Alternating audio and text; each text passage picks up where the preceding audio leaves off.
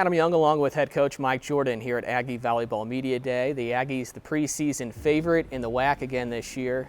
That means nothing, right? Nothing. It means absolutely nothing. I say that every year when I get asked that. You know, it's nice that we have that respect. I do think we're a contender for sure. But what you do during the season obviously is a lot more important than what people vote on in the preseason. From where you are right now, how would you compare this to previous years?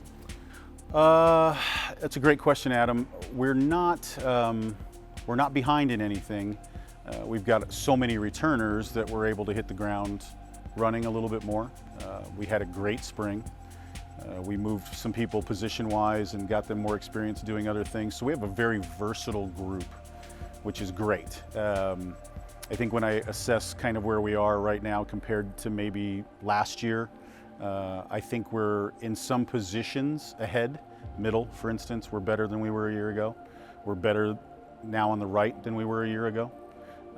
Natalie's better than she was a year ago at the setting position, but we've got a couple of spots up for grabs with younger players, that second setter spot, the libero spot, where right now we're still not sure, but we'll get there.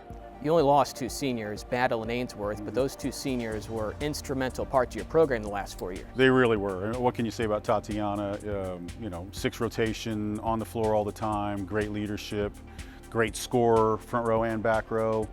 Brianna, you know, good leadership, located well, tremendous defender at the setter position. So, you know, yeah, you lose a little bit, but that's kind of common for us that we lose really, really good players every year and other people step up. Meghan Hart's had a really good career. Do you see her at another level right now as well? She is. She's, you know, bugged by that knee a little bit. She just had that drained, but when you come out and watch us every day in practice, she dominates. She dominates great teams like Arizona. She dominated them. She dominates pretty much everyone as long as we're locating well for her, handling the ball well enough for her.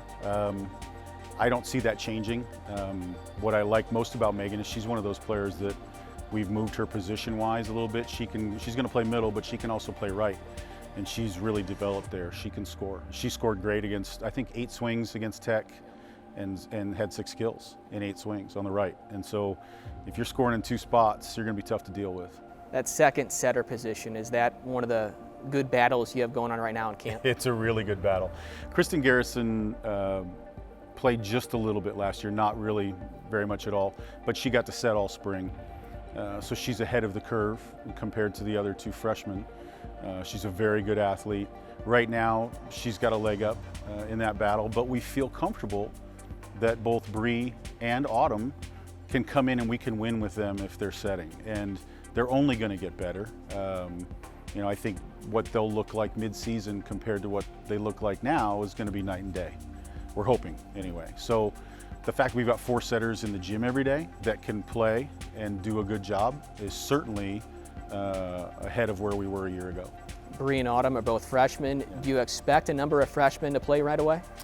I like Katie Bertzel a lot. She graduated early from high school and came and enrolled early and was able to practice with us this past spring. That gave her a huge advantage. It's the first time we've ever had that in our program, and wow, what a big deal. She's doing things now there'd be no way she'd be capable of doing them if she had just enrolled and shown up for practice. So she's certainly getting herself in the mix. The freshman setters we talked about, for sure. Yeah, there's a good mix of young players that I think can play here. It feels like Savannah Davison has been in this program forever, but she's only a redshirt sophomore in her 3rd year in the program. Does she do things on the floor that not many players in this program have been able to do? At that position, there's no question. She's one of the elite attackers, certainly in system, that we've ever had here. She, a year ago, was very high air as well, but we knew that was going to happen. You know, she's still developing. She's learning what choice to make depending on the quality of the set and what she can and can't do power-wise versus off-speed.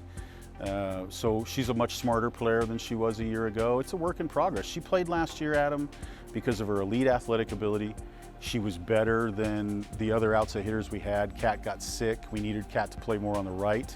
We didn't have anybody within Savannah's area code in terms of athletic ability, so she played. And yeah, she made a lot of mistakes, but she's learned a lot from those. And by the end of last year, she was playing really well. In fact, she made the all-tournament team and was a major reason for us winning a lot of the matches we did. She's developed a lot this spring. She's a much smarter player. Temperament is better. You know, she's just a lot more coachable and doing really well. So we're expecting bigger and bigger things. But at that age, at just being a sophomore, we can't expect the world from her.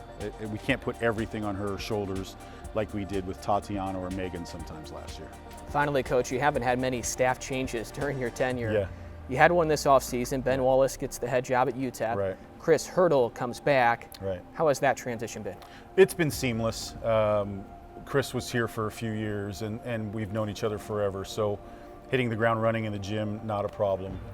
He does a great job, and obviously Keith is still here. And so, yeah, it was something I was kind of looking for in the transition, was get somebody I'm familiar with, that it's not going to take too long to get on the same page. And at the same time, you know, he was gone 8 years at Radford and did a great job there and learned some things, and has infused some new ideas with us as well. So we're really happy to have him on board.